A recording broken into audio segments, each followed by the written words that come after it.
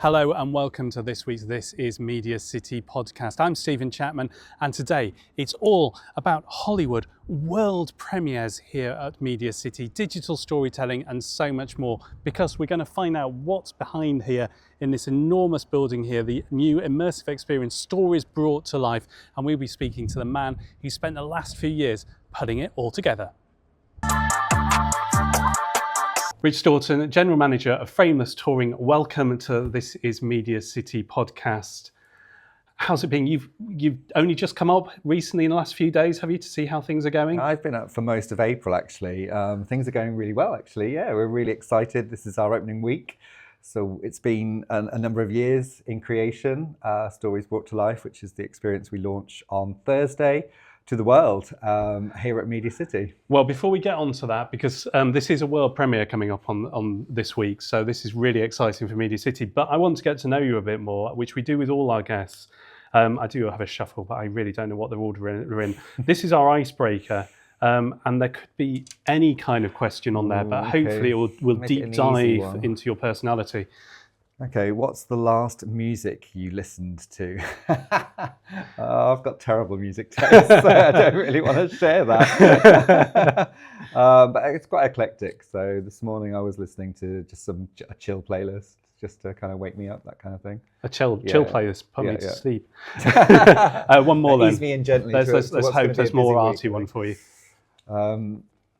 Multi-screen or locked in?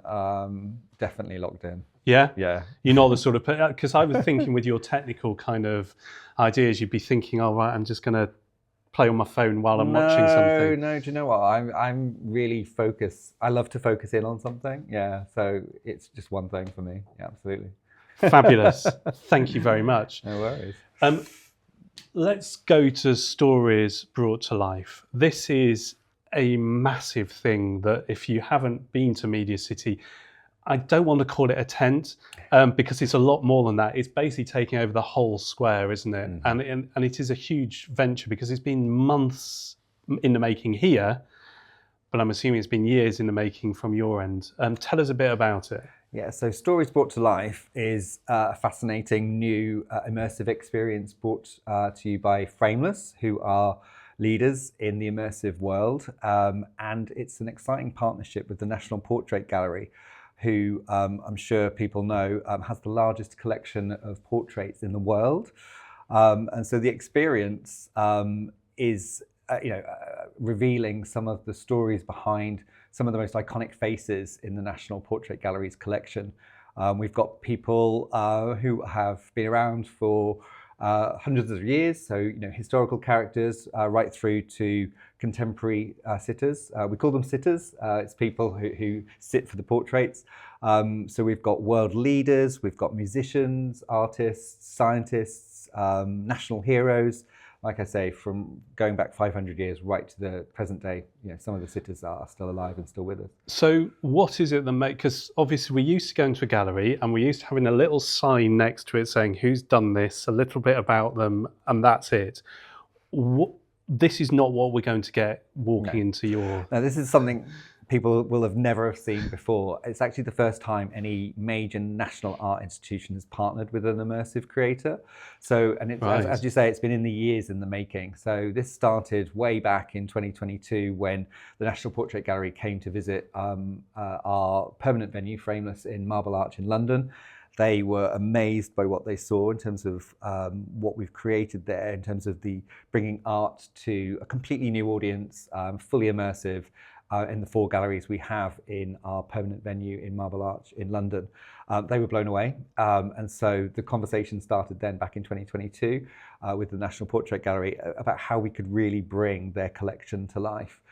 So yeah, it's been years in the making and has taken a huge amount of skills right across our team at FRAMELESS. So we've had researchers, curators, visual effects people, audio, sound engineers, you name it, basically just to pull together what is a kind of a real moment where we're creating art, combining art, technology, and powerful sort of human storytelling.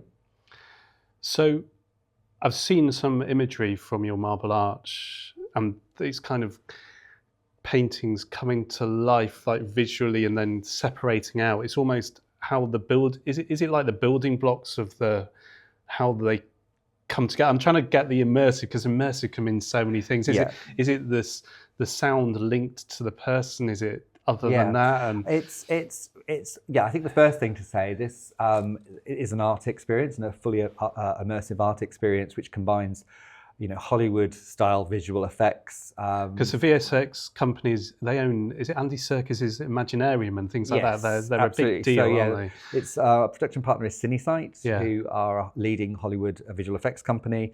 They've worked on Marvel, they've worked on Harry Potter, so they know what they're doing. And they're fantastic to work with. It's amazing. The visuals are breathtaking, they're stunning.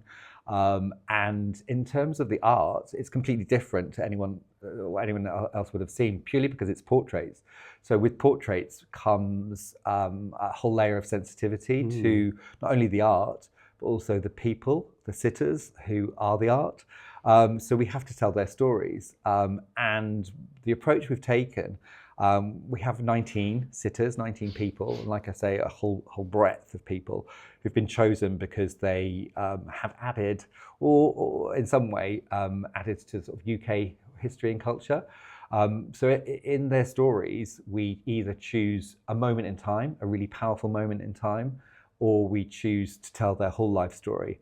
And essentially, it just blows you away in terms of the emotions behind that, because you're telling a real story. It's a life story.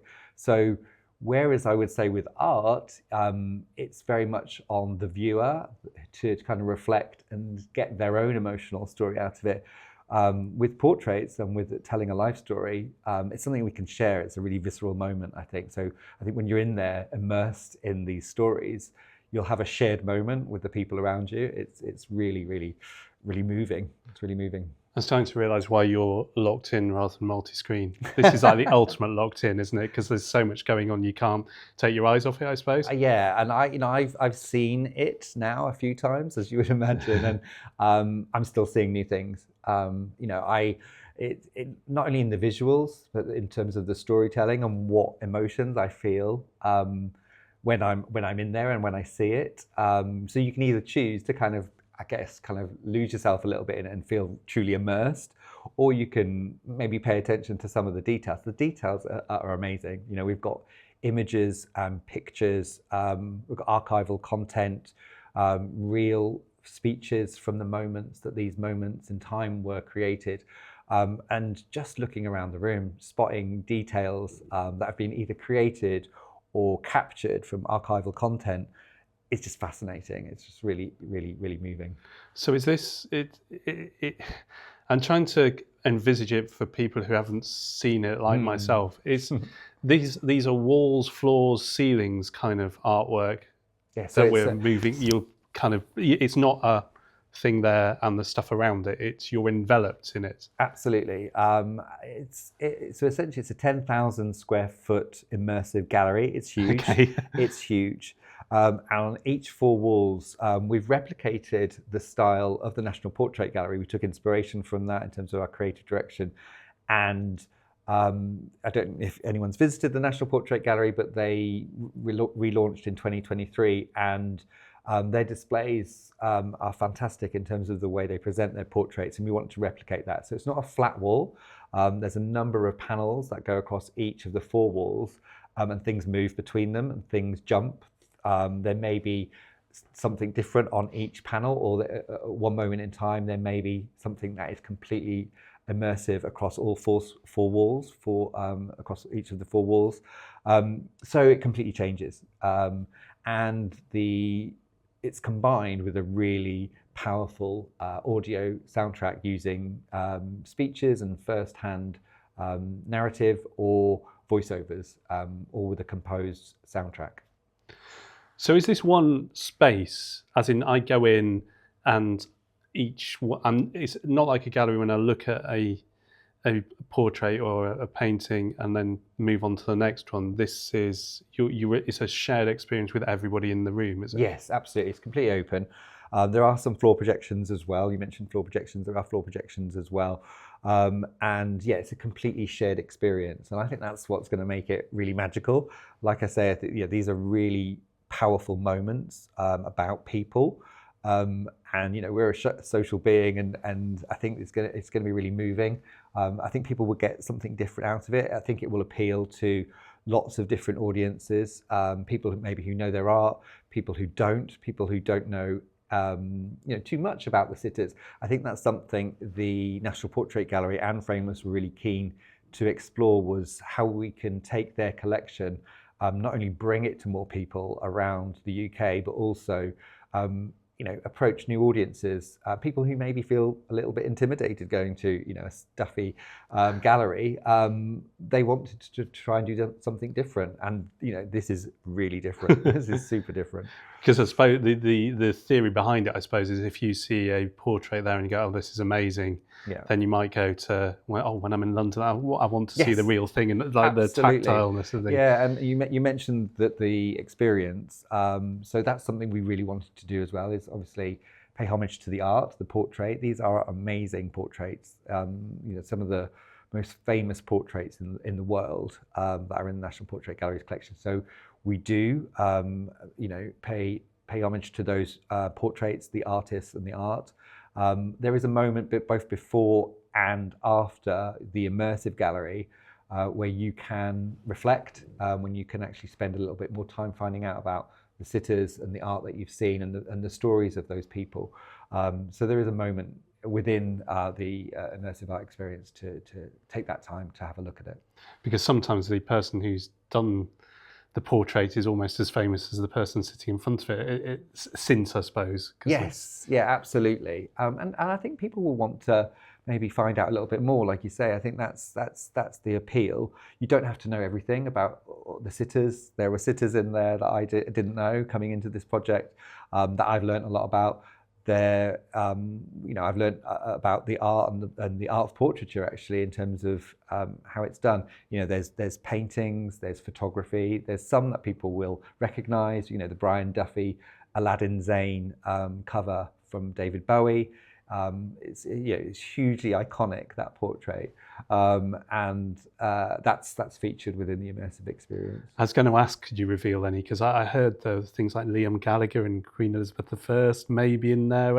Are there any that you can kind of tempt us with as well? I mean, it's interesting because they're so diverse, and it's the diversity that was chosen for a reason, and that they're diverse in lots of different ways. They go back 500 years, back to the Elizabethan period. We have Queen Elizabeth I, Shakespeare.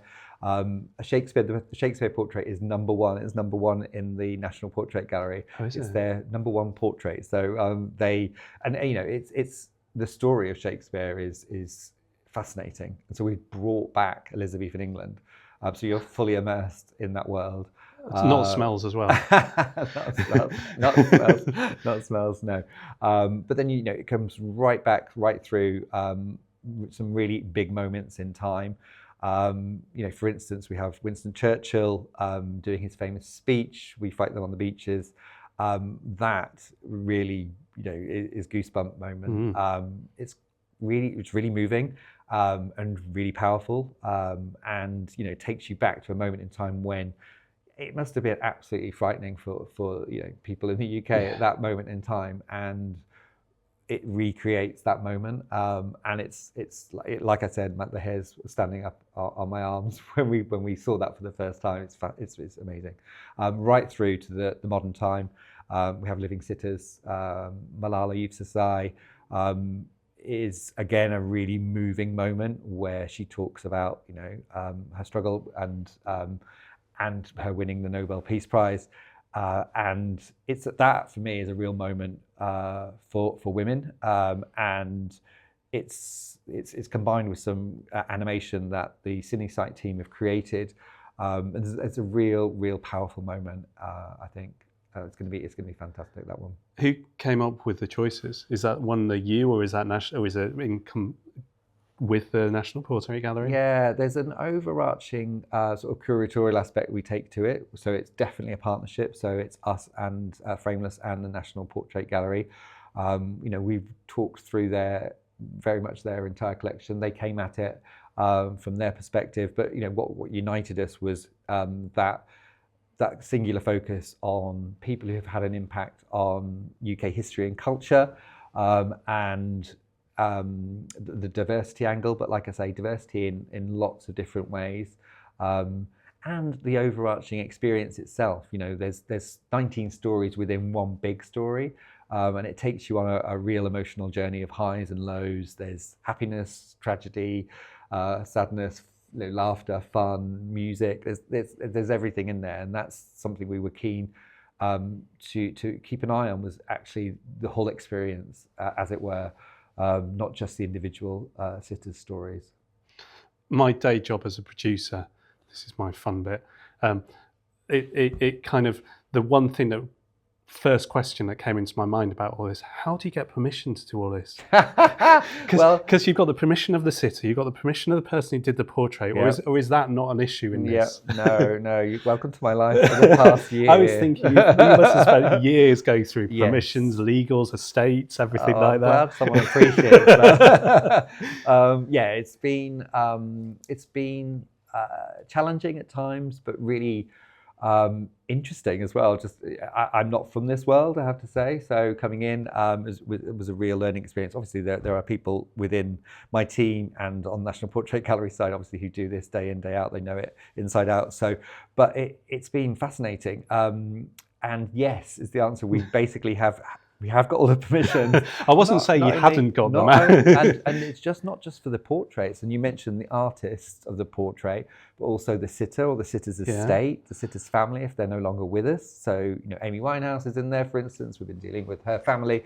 And so that's just one part of it. Then you've got all of the audio as well. Audio. So all of the music that's in there, all of the speeches that are in there. And some of the speeches were quite hard to track down. That was a struggle in itself. Who actually owns the rights to these? So we basically had to struggle to do all of that.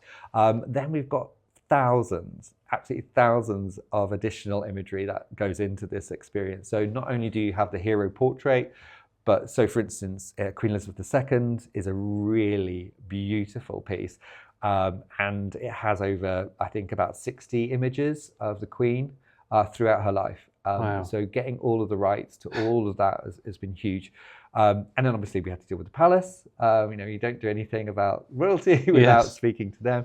I would say the team at the National Portrait Gallery, as you would imagine, are experts in this and dealing with sitters, portraits, estates. So they've been fantastic to work with. So that was a relief, because that was the one question. This guy's he's just been dealing with paperwork for years now. That way. And with that in mind, how much of because you're effectively creating art around the arts, do you have to be very conscious about how your visuals and audio are working in tandem with the actual art itself? Does that have to be cleared again? Yeah, absolutely. And I think National Portrait Gallery take that lead and that role of custodians, not only of the art and how we portray the art and everything associated with it, but the sensitivities. I mean, as you can imagine, we're telling people's life stories, and sensitivities around people's stories really change, and they change in time as well. So, even during this project, we've been talking about sensitivities around particular sitters or sitters' stories and how we reflect those in an experience for everyone. So there's a huge conversation around that. But the National Portrait Gallery have been fantastic. We've had a number of their curatorial team working with us on a daily basis, making sure that it's, reflects not only the sort of sensitivities, but also really, really does justice to the fantastic art that we have, and what, in terms of all of the surrounding music, compositions, and also surrounding animations and visual effects that go with it, making sure that that's not only fabulous and, absolutely amazing, but also is sensitive to the art as well. I think you had your first viewing proper with the National Portrait Gallery. Was it last week? On Friday last week, yeah. How did that go? I'm relieved to say it went really well. Like I say, we've been working on this for years, and it's been a really intensive process. But actually, on Friday, we saw the whole thing. We saw the whole thing in completion from start to finish, and it was amazing. It was a real moment, actually, for the team who's been working on it. It was lovely. It was a really lovely moment. Actually, we all broke into spontaneous whoops and applause because it was like, I think it was a sense of relief, but also just absolutely blown away by how amazing it is. And for the general public, from Friday, is that right? The world premiere. The world premiere is on Thursday. We're open to the public from Friday.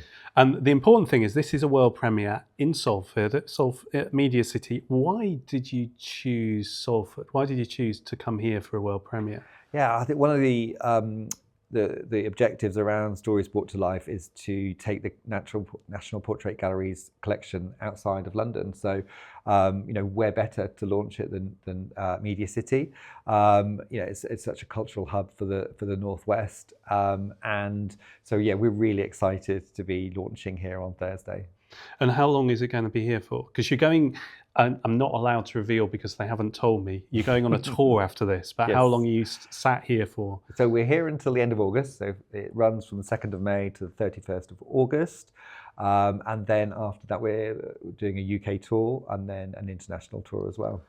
I presume it's going to be the same exhibition because you can't just regionally change stuff just like that because of the amount of work that goes in. Is that right? That is right. Yeah, absolutely. We have talked about at some stage, maybe looking at the content, but actually it takes so long to do. It's such an intensive process to get it right. And like you say, to get all the rights cleared. So it will be as it's shown to everybody here on Thursday. So in terms of Frameless and you then, what's next? How far do you think you can push this technology to go? Because I suppose every change in technology, you'll think, oh, I could do that with this. Yeah, absolutely. So one of the great things about the partnership we have and the Stories Brought to Life is it's the first immersive experience by a major UK art institution. And what we want to do is really set the standard for other UK art institutions, maybe global art institutions, to showcase their work, showcase their collections in a completely new way. So, they have fixed galleries or fixed museums and are dependent on people coming to them. With Frameless touring, we can go to the masses. We can tour it around the UK. We can tour it around the world, which is the plan with Stories Brought to Life. So it's setting the standard for how we work with other museums and galleries around the world. Has it changed the way you are when you go into a gallery nowadays? Yes and no. It was interesting when you said earlier on about how I think people will maybe experience this. Maybe it's the first time they've seen these portraits and maybe want to find out a little bit more, maybe go and find out a little bit more about art and art galleries. I think it's definitely a conversation starter. So families would love that, for instance, in terms of coming along, having a conversation about what they got out of it, what they didn't, what they learned, what they loved, what they liked, all of that. So it's a conversation starter for sure. And I think having been into galleries since I've been working on this, I've got a whole new appreciation for it. I'm actually spotting things and really understanding things in a way that I didn't before. Because your background, I don't think, is in art, is it? No, cinemas and zoos as well? Yeah, so kind of the visitor attraction is my background. So zoos, and before that was in cinema, in film. So I suppose you'd be able to bring quite a lot of that interactive, immersive kind of. A zoo is very much you're in it, aren't you? And the same argument with the cinema, that you're kind of bringing that kind of background into art. Really. Yeah, I'm passionate about creating great visitor experiences. People giving their time and money to come and see what you've created is a big deal for a lot of people. And you mentioned the word immersive earlier on, and I think that is a bit of a word that's being bandied around now for everything. Everything's immersive according to everyone. So what Frameless is all about is creating premium, world-leading immersive experience. This is something that you won't see anywhere else. And so that it's amazing to be part of that Frameless family. And how important is it to have this modern take on art? Because I would say that it's a little bit, can be seen as a bit stuffy, a bit kind of daunting to go into some galleries. And are you hoping to open this establishment, I suppose, to more people? Yeah, absolutely. And what's the reaction, do you think, going to be like from that traditional? Yeah, absolutely. I think it's about a personal experience. And I think, if you go into a gallery, it's a very traditional way of viewing art. This is completely different. The world's moving on, and we are bringing art to people in an immersive way that they expect nowadays. People expect more, and actually what you can do with technology to tell stories is absolutely mind-blowing. When people see how we've done this, it's groundbreaking and mind-blowing in terms of what we've achieved. And therefore, of course, the world's moving on. I would definitely say it's complementary, not about replacing the art. There will always be a role for that art, and it is beautiful. And viewing art in a gallery is a really special experience. So we're not looking to take that away. What we're looking to do is bring it to a new audience. And actually, like I say, I think it's a conversation starter for a lot of people. If people do feel a bit intimidated about going into a gallery, come along, have a look at this. And what you get out of it is a real personal experience. I know from talking to the team, we've all got different favorites, we've all got different favorite moments. Sometimes when you see it, it affects you because you're in a different mood. And so, your own experience with it is completely different to the people standing around you. And I think that's really lovely to then, maybe go grab a drink or dinner and talk about it. And likewise for families, getting kids really interested in art is really important for lots of reasons. And this could be a really great doorway into the world of art for a lot of people, a lot of families, a lot of kids. And that's it. If you don't feel confident talking to your kids about art, come and see this, because, like I say, you're going to get something out of it. They're going to get something out of it. And at the end of the day, if you don't get anything out of it, you'll get some amazing photos for your Instagram feed, because it is very Instagram friendly. That's the main thing.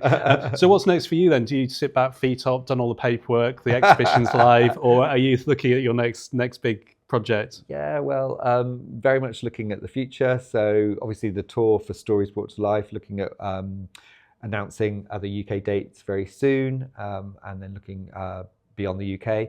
But also we are in, some advanced conversations with some other organisations, some very surprising ones about who really want to, use immersive to tell their stories as well. Sounds exciting. Now, if you haven't got a ticket, can you still? Yes. And how do you do it? Tell that's your camera there. Tell them. So tickets for Stories Brought to Life are available on the website mpgunframed.com. So buy them now.